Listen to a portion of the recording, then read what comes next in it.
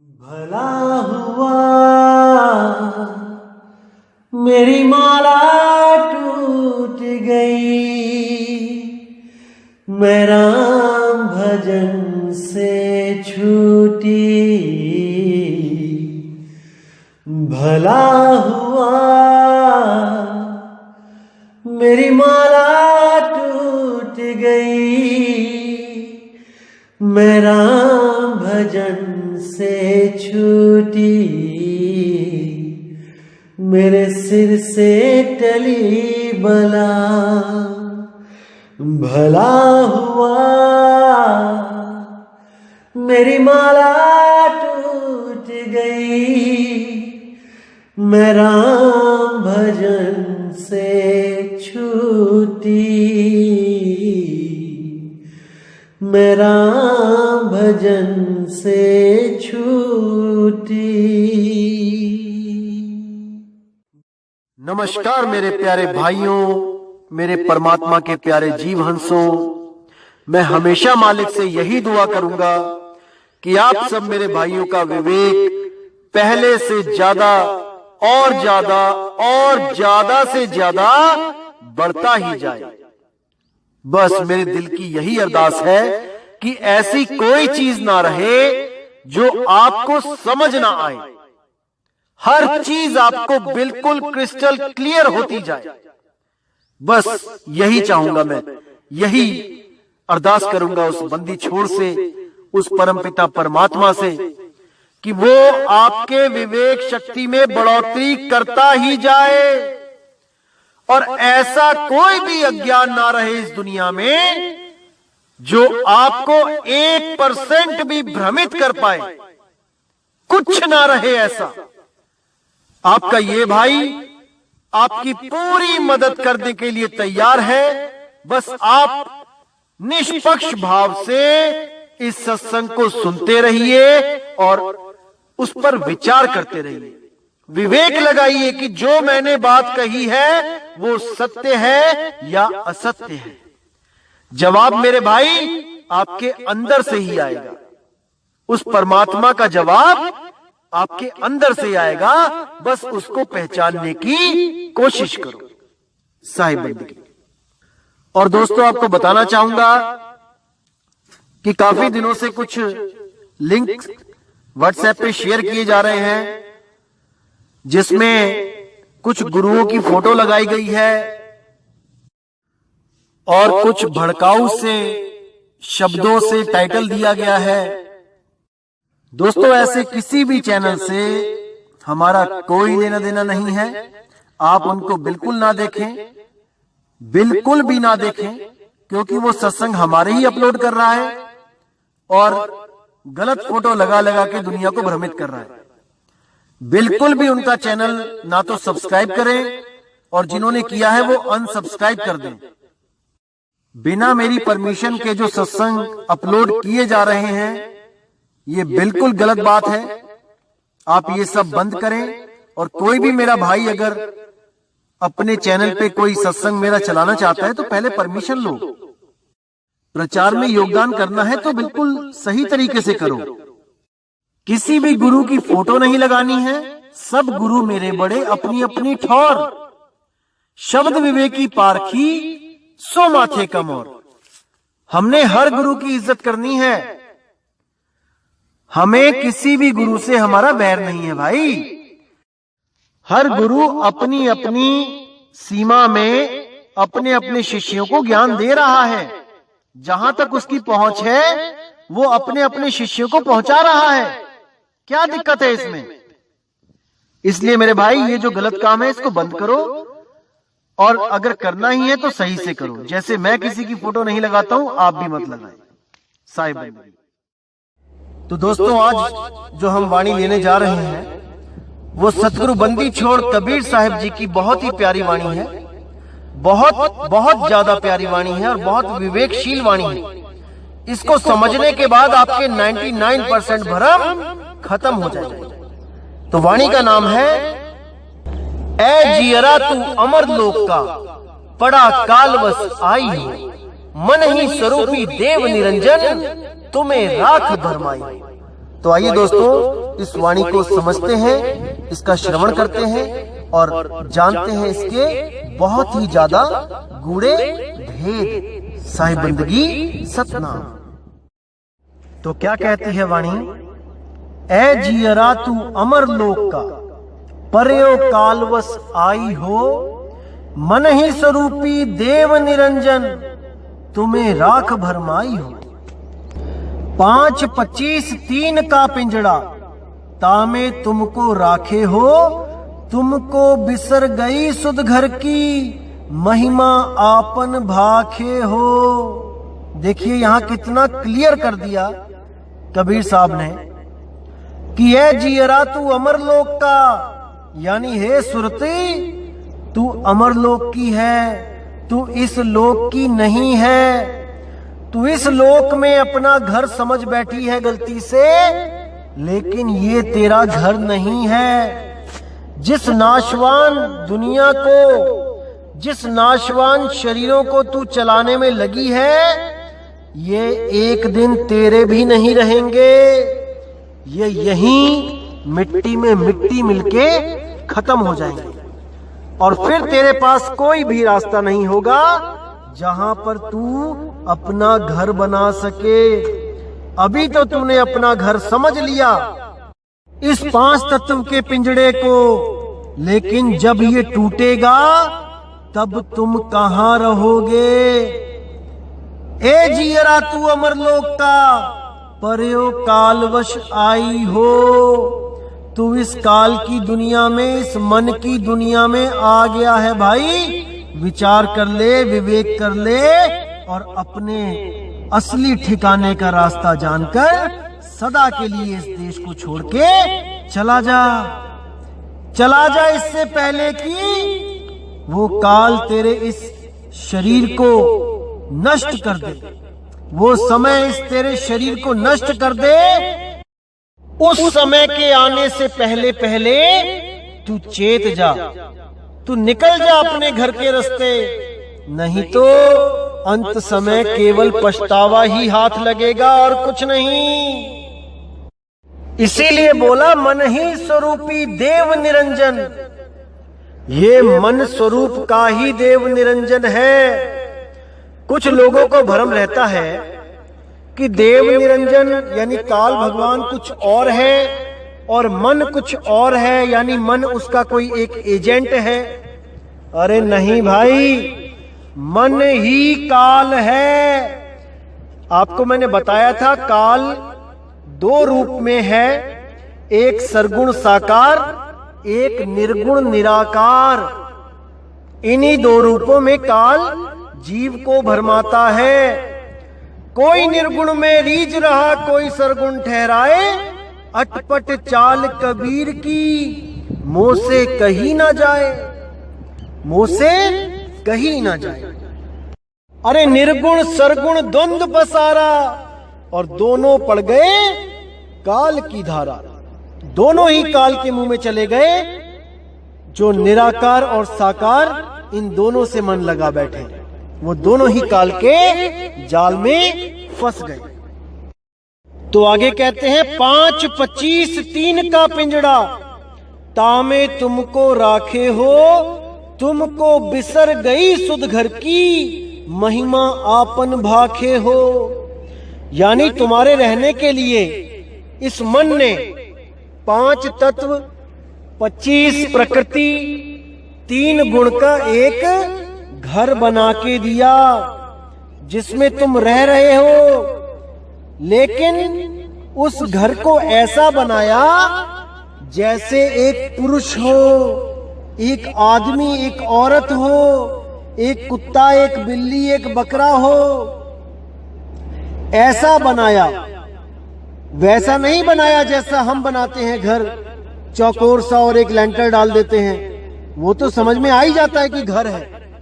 लेकिन इस मन ने वो तुम्हारा घर कैसा बनाया है?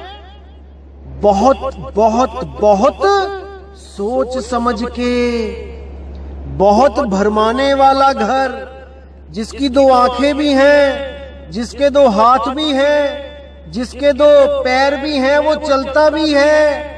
वो घर चलता भी है। इसीलिए हम नहीं समझ पाते कि हम घर है या घर में रहने वाली सुरती हैं। इसीलिए हम भ्रम में पड़ जाते हैं, क्योंकि ये घर चलता फिरता दिया है हमें।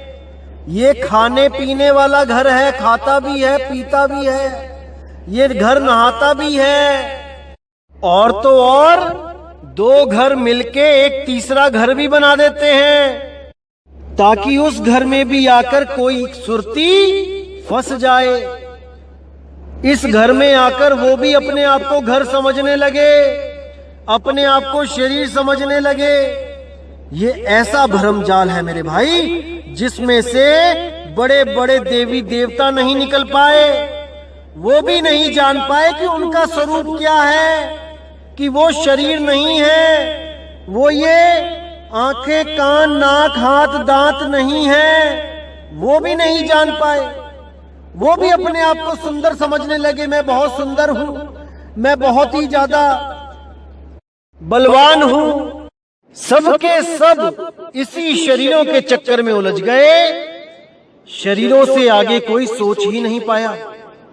शरीरों की ही पूजा करी, शरीरों को ही आस लगाई, और शरीरों की आस में ही बंधे दोबारा फिर इस गर्भजून में आ गए। और अपने भक्तों को भी शरीरों की ही पूजा करवा दी। सबसे बड़ा जाल इसी 5 तत्व 25 प्रकृति का है भाई, इसी शरीर का है। और अगर कोई शरीरों को समझ भी गया तो वापस उसको श्वासों के सिमरण में लगा दिया। अरे श्वास भी तो तत्व है भाई, श्वास भी एक तत्व है। लेकिन जो सुरती के द्वारा ये सांस चल रही है, उस सुरती को कोई नहीं जान पाया। कैसे इस श्वासों से उसको अलग किया जाए, इस विधि को कोई नहीं जान पाया। इसीलिए वो श्वासों के सिमरण में ही लग गए। जिस श्वासों से खुद को अलग करना था, सारी सुरती श्वासों में ही लगा दी, श्वासों में ही ध्यान लगा दिया। अरे अलग कहाँ हुए? अलग करने वाला गुरु तो शुरू से ही अलग कर देता है। जब वो नाम देता है तभी अलग कर देता है, तभी आपको भेद बता देता है कि श्वासों में भी ध्यान मत रखना, वरना अलग नहीं हो पाओगे भाई। इसीलिए ये श्वासों का जाप करने वाले हमारी खिलाफत करते हैं, क्योंकि इनका जाल टूट चुका है। ये अब और भ्रमित नहीं कर सकते जीवों को, क्योंकि सत्य ज्ञान का उदय हो चुका है मेरे भाई, हो चुका है। और सत्य किसी श्वासों का गुलाम नहीं है। सत्य अपने आप में पूर्ण है, वो श्वासों के द्वारा नहीं पकड़ा जा सकता भाई। श्वास तो स्वयं असत्य है, गिनके मिली है। कुछ श्वासों का तो खेल है भाई। श्वास नाशवान है, श्वास में ध्यान लगाओगे तो मुक्ति नहीं मिलेगी, क्योंकि जो स्वयं नाशवान है वो तुम्हें अविनाशी कैसे करेगा। इसीलिए ध्यान केवल और केवल आत्म तत्व में लगाओ जो अविनाशी है।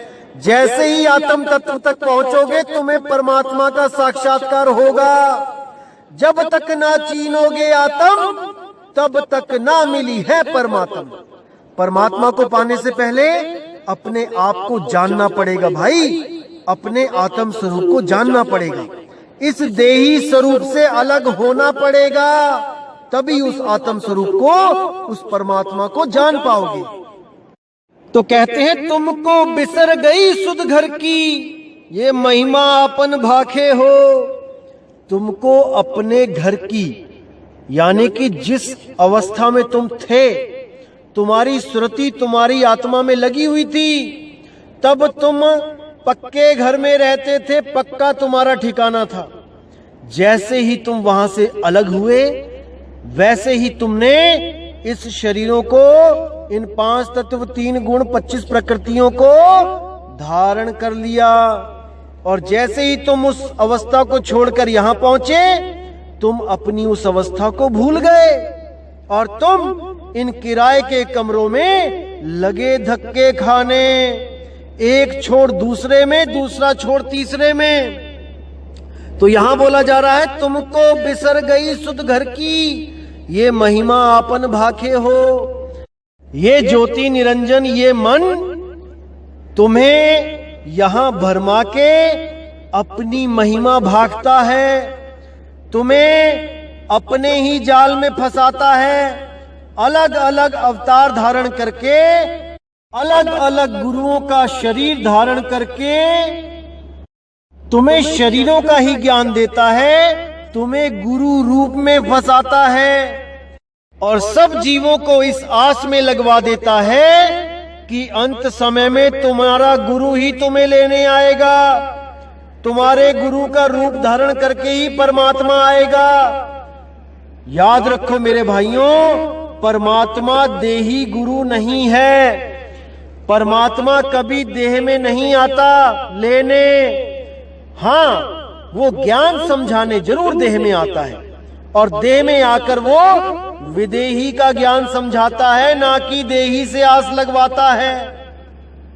अरे 5, 25, 3 है पिंजड़ा, ये देही पिंजड़ा है भाई।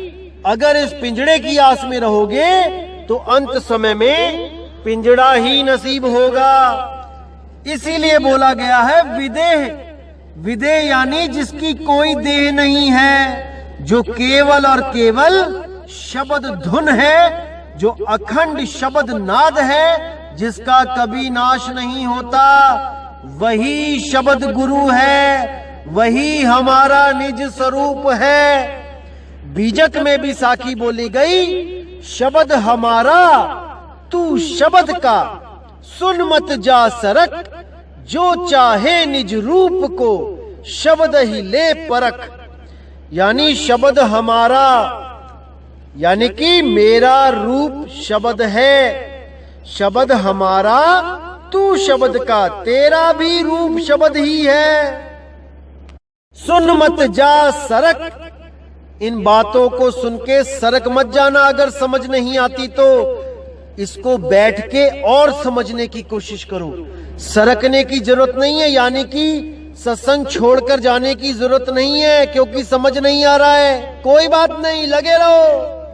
सुन मत जा सरक, जो चाहे निज रूप को तो शब्द ही ले परख। अगर अपने निज स्वरूप को जानना चाहते हो, इस देह स्वरूप से अलग अपने शब्द रूप को जानना चाहते हो, तो इस सत्संग में बताए गए उस सार शब्द की महिमा को अच्छी तरह समझ जाओ, उसको विचार कर लो, विवेक कर लो, तलवारें तिखी कर लो, अज्ञान को काटते जाओ और ज्ञान को अपनाते जाओ, विवेकी होते जाओ। तभी ये ज्ञान समझ में आएगा, तभी उस शब्द की महिमा समझ में आएगी मेरे भाई। जो शब्द हम सब का गुरु है, हम सब का निज रूप है। अरे हम हैं शब्द, शब्द हम माही, और शब्द से भिन्न और कछु नहीं। उसके अलावा और कुछ नहीं है जहां पे हमने सुरत लगानी है। कोई घी के दिए नहीं जलाने, कोई अगरबत्तियां, धूप अगरबत्ती नहीं घुमानी किसी फोटो के आगे गुरुजी के।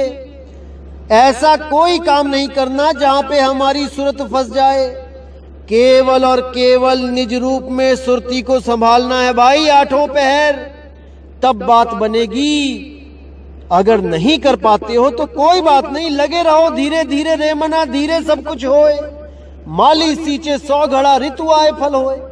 अरे शुरुआत तो करो, धीरे धीरे होता जाएगा अपने आप। एकदम नहीं छूटेगा सब कुछ, धीरे धीरे होगा, लेकिन शुरुआत करोगे भाई तभी होगा, बातों से नहीं होगा। अब कहते हैं निराकार निर्गुण है माया, तुमको नाच नचावे हो, चरम दृष्टि का कुल्फा देके 84 भरमावे हो। 4 वेद जाकी है श्वासा, ब्रह्मा स्तुति गाई हो, सो कति ब्रह्मा जगत भुलाई, ते ही मार्ग सब जाई हो। अब कितना साफ कर दिया यहाँ पे कि निराकार निर्गुण है माया, कि जो भी गुरु आपको निराकार परमात्मा से, निर्गुण परमात्मा से जोड़ता है, वो आपको माया से ही जोड़ रहा है। जो भी ये कह रहा है कि परमात्मा साकार नहीं निराकार है, वो असल में माया द्वारा भ्रमित कर दिया गया है। वो खुद भी नहीं जान पा रहा है और वो आपको भी गलत दिशा में लेके जा रहा है। इसीलिए बोला गया है, निर्गुण सरगुण दोनों से न्यारा, जानेगा कोई जाननहारा। तो यहां पे साफ क्लियर कर दिया कि निराकार निर्गुण है माया, तुमको नाच नचावे हो। यही जो दो हाथों के बीच में जो निराकार तत्व दिखाई देता है, यही निराकार माया है, यही काल है, यही आकाश रूप है जो सब ब्रह्मांड में व्याप्त है। इसी के द्वारा बाकी तत्व पैदा होते हैं और इसी में लय हो जाते हैं। यही है वो ज्योति निरंजन का स्वरूप, विराट स्वरूप। इसी से बचना है भाई, तभी बात बनेगी। आगे कहते हैं, चरम दृष्टि का कुल्फा देके 84 भरमावे हो। हमारा जो प्रेम है, जो ध्यान है, इस चमड़ी से ही करवा दिया गया है। सारा प्यार हमने इस चमड़ी से ही कर लिया है और इसी चमड़ी की वजह से हम बार बार 84 में भटकते हैं। हम अपने भाई बहन को चमड़ा समझ रहे हैं, अपने माँ बाप को चमड़ा समझते हैं, अपनी बीवी को चमड़ा समझते हैं। चमड़ा देख के ही पहचानते हैं कि ये मेरा पिता है, ये मेरी माता है, जबकि ये सब एक घर है। इन घरों में रहने वाला जीव अविनाशी है। वो सूरत अविनाशी है, उसको केवल उसके ठिकाने का नहीं पता लग रहा, इसलिए इन घरों में भरमती फिर रही है, इन घरों को चलाती फिर रही है। और हम नहीं समझ पा रहे हैं कि ये हमारे माँ बाप, हमारे भाई बहन, हमारी बीवी है, कि ये उस जीव के रहने के लिए बनाया हुआ एक 5 तत्व का घर है। हम इसी को नहीं समझ पा रहे हैं। जिस दिन हम इस बात को समझ गए कि ये शरीर एक घर है, मेरे माता पिता, मेरे भाई बहन, मेरे यार दोस्त, तो इस शरीर में रहने वाले एक जीव हैं, ये शरीर नहीं है, उस दिन हमारा 90% मोह दूर हो जाएगा। क्योंकि कोई भी दुख आता है तो ये शरीर रोने लग जाता है। इस शरीर की शक्ल ऐसी बनाई गई है कि हमें इससे मोह हो गया है।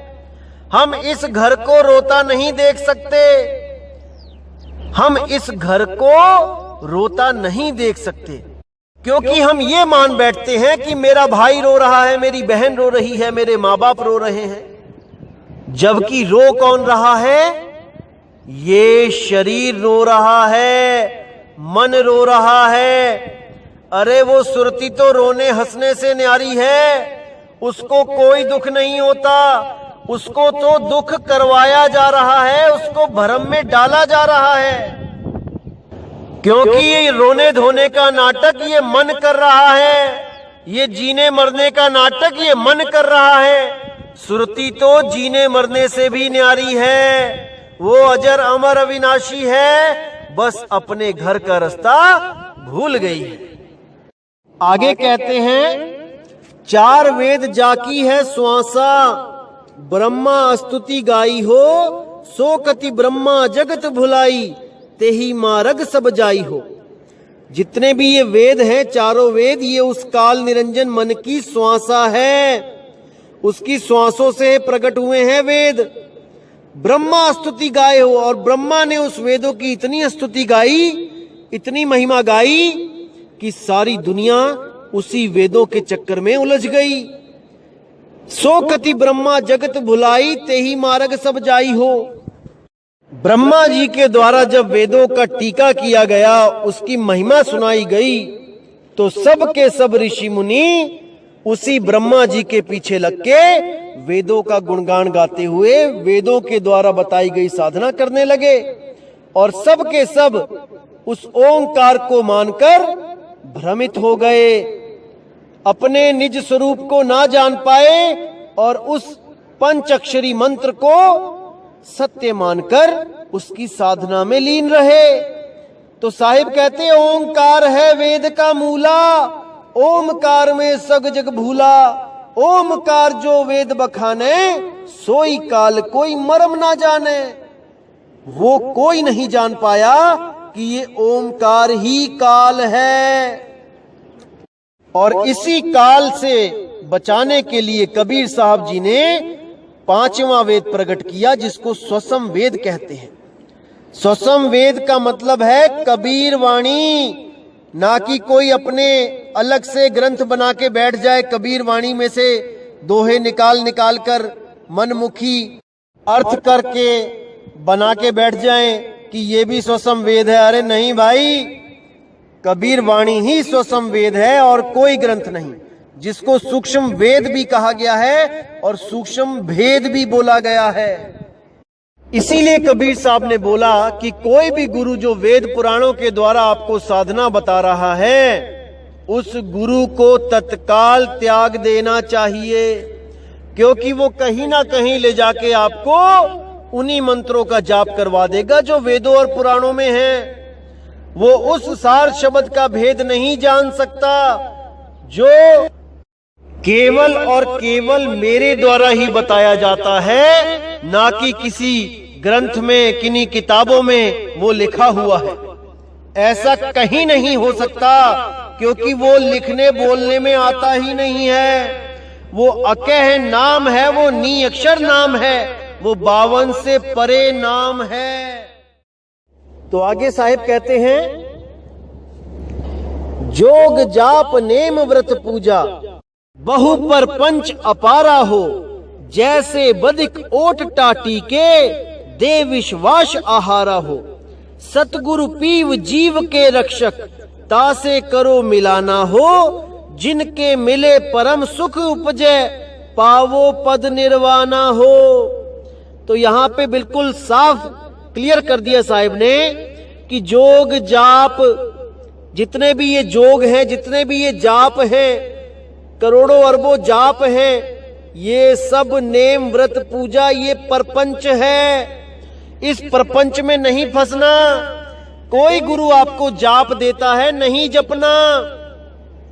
कोई व्रत पूजा देता है, कोई एकादशी का व्रत करवाता है, कोई पूर्णमासी का व्रत करवाता है। कई कबीर पंथी आपको मिलेंगे ऐसे जो पूर्णमासी को व्रत रखते हैं। अरे नहीं भाई, ये सब परपंच अपारा हो, जैसे बदिक ओट टाटी के दे विश्वास आहारा हो।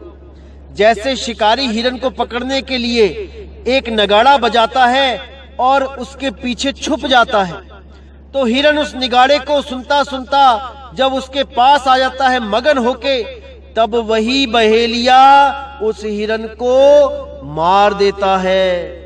इसी तरह ये नित्य नेम, जितने भी ये पूजा पाठ जाप हैं, ये सब झूठी आशा है भाई। ये उस शिकारी की तरह आनंद देते हैं पहले जीव को, और अंत समय में उसको धराशायी कर देते हैं, उसको 84 में डाल देते हैं। तो मेरे भाई बच के रहना है ऐसे गुरुओं से। तो आगे क्या कहते हैं, सतगुरु पीव जीव के रक्षक, तासे करो मिलाना हो, जिनके मिले परम सुख उपजे, पावो पद निर्वाणा हो। अरे सतगुरु पीव हैं, उस जीव के रक्षक हैं। उसी जीव को पीव बनाने के लिए सतगुरु आते हैं, ताकि ये जीव गलती से कहीं ब्रह्म ना हो जाए। अरे ब्रह्म नहीं होना है भाई। सोहंग का जाप करोगे तो एक दिन ब्रह्म हो जाओगे, फिर कुछ हाथ पल्ले नहीं रह जाएगा भाई, दोबारा जन्म मरण में आ जाओगे। सोहंग अवस्था को जानो, सोहम जो तू सोहम, पीव तू पीव हम। जब तक पीव अवस्था को प्राप्त नहीं करोगे, जब तक आप भ्रमते रहोगे। सतगुरु पीव जीव के रक्षक, तासे करो मिलाना हो। उस पीव से मिलान करो, उस शब्द गुरु से मिलान करो, ताकि वो आपको जीव अवस्था से उठा के पीव अवस्था में पहुंचा दे। फिर आप भी उतने समर्थ हो जाओगे जितना वो पीव है। फिर ये मन आपके आगे झुक जाएगा भाई, झुक जाएगा। और वो केवल और केवल सतनाम के द्वारा हो सकता है, अन्य किसी के नाम के द्वारा नहीं। सतनाम कोई काल और अक्षर पुरुष का नाम नहीं है भाई, समझ जाओ। सत्य नाम पाए जो वीरा, संग रहूं मैं दास कबीरा, क्योंकि वो मेरा ही नाम है। जैसे हम अगर किसी मंत्री को जानते हैं तो उसका नाम लेते हैं, जो हम नाम लेते हैं वैसा ही वही नाम का आदमी वो मंत्री है। उस नाम को सुन के हर आदमी उस मंत्री के बारे में सोचता है कि अरे ये उस मंत्री का नाम है, इस आदमी से पंगा नहीं लेना है, नहीं तो वो मंत्री आ जाएगा। इसी तरह सतनाम काल और अक्षर पुरुष का नाम नहीं है, वरना कबीर साहब को वहां आने की जरूरत नहीं है जहां पे सतनाम का जाप हो रहा है। जिसका जाप हो रहा है वो आके बचाए आपको। लेकिन नहीं, कबीर साहब कहते सत्य नाम पाए जो वीरा, संग रहूं मैं दास कबीरा, क्योंकि मेरा ही नाम सत्य नाम है। जो मेरे नाम को जानता है मैं उसके अंग संग हूं। इसीलिए भाई सत्य नाम पे विचार फिर से कर लो, अभी समय है मेरे भाई, अभी समय है। तो आगे कहते हैं जिनके मिले परम सुख उपजे, पावो पद निर्वाणा हो। उस पद को प्राप्त कर लो जहां पे तुम्हें निर्वाण मुक्ति मिल जाएगी, उसके बाद आना जाना खत्म हो जाएगा मेरे भाई। अब साहिब कहते हैं जुगन जुगन हम आए चेतावा, कोई कोई हंस हमारा हो, कहें कबीर ताही पहुंचाऊं, सत्य पुरुष दरबारा हो। कि मैं तो युगों युगों से आके समझा रहा हूं इन जीवों को, लेकिन ये कहां समझ रहे हैं, ये कहां मेरी बात को मान रहे हैं, ये मेरी वाणियों को कहां उनका भेद समझ रहे हैं। ये तो वाणियों का अर्थ का अनर्थ करके अपने जन्म को बर्बाद कर रहे हैं। कभी श्वासों में उलझ जाते हैं, कभी किसी और तत्व में उलझ जाते हैं, कभी मेरी फोटो में उलझ जाते हैं, कभी मेरी मूर्तियों में उलझ जाते हैं, और कभी केवल और केवल मेरी वाणियों को ही पढ़ पढ़ के सोचने लग जाते हैं कि इससे मुक्ति हो जाएगी। अरे नहीं भाई, गुरु बिन पढ़े जो वेद पुराना, सार न जाने रहे अज्ञाना।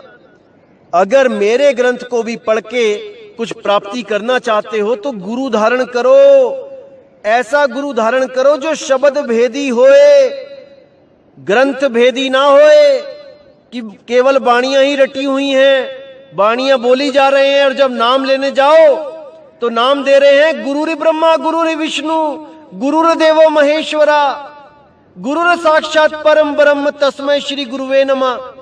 कुछ कबीर पंथी तो ऐसे हैं जो यही नाम रटवाई जा रहे हैं, 1500, 2,000, 2500 रुपए में नाम दे रहे हैं। ये बच के रहना है मेरे भाइयों, बच के रहना है। भेड़ की खाल में भेड़िए छुपे बैठे हैं, बाहर से तो ऐसा लगेगा मानो कबीर साक्षात बैठा है, लेकिन जब नाम देते हैं तो ऐसा भरमाते हैं, ऐसा भरमाते हैं जीव को कि 84 में जाने के अलावा और कोई रास्ता ही नहीं बचता है। तो ऐसे गुरुओं से सावधान हो जाओ मेरे भाइयों, ये जन्म बहुत बहुत दुर्लभ है, इसको ऐसे बर्बाद मत करो, मत करो, मत करो। समझ जाओ मेरे भाइयों, समझ जाओ, परमात्मा की वाणी को समझ जाओ। तो दोस्तों, उम्मीद करूंगा कि आज का सत्संग आपके भ्रम तोड़ने के लिए काफी होगा। बहुत से ऐसे भ्रम निकले होंगे आज, जिसको समझने के बाद मोह जाल से छुटकारा भी मिलेगा और असलियत से रूबरू भी हो जाओगे। तो दोस्तों, ऐसे ही विवेक बढ़ाते चलो, और बहुत ही खुशी हो रही है जो ये ज्ञान अब पूरे ब्रह्मांड में फैलेगा। देश विदेशों से जो फोन आ रहे हैं, एक एक जीव हंस जाग रहा है। बहुत खुशी होती है दोस्तों, जब कोई भी एक नया जीव इस ज्ञान को समझ के सरेंडर करता है उस मालिक की वाणी के आगे। अपने पुराने गुरुओं के द्वारा जो रंग चढ़ा हुआ होता है उसको उतारते भी एक पल नहीं लगता है। इतना विवेक दे देता है परमात्मा उस जीव की बुद्धि में कि उसको वही गुरु अधूरा लगने लगता है, जिसके लिए वो 20-20, 30-30 साल से उसको सतगुरु मान के बैठा था, उसके लिए सब कुछ कर सकता था। आज वही गुरु अधूरा लगने लग जाता है इन वाणियों का सही अर्थ जानने के बाद, उस शब्द की सही पहचान होने के बाद। इसीलिए मैं कहता हूं दोस्तों, परमात्मा से कुछ मांगना है, सुख दुख मत मांगो, विवेक मांगो, विवेक, ताकि आपको हमेशा के लिए इस जन्म और मरण से मुक्ति मिल सके, इस काल की नगरी से छुटकारा हो सके, बार बार इस गर्भ जून में जाने से छुटकारा मिल सके मेरे भाइयों। तो दोस्तों, अब सत्संग यहीं समाप्त करूंगा और पूरी उम्मीद करूंगा कि आप सब मेरे भाइयों का विवेक और ज्यादा बढ़ रहा है और बढ़ता ही जाएगा। इसी के साथ दोस्तों मुझे विदा करें।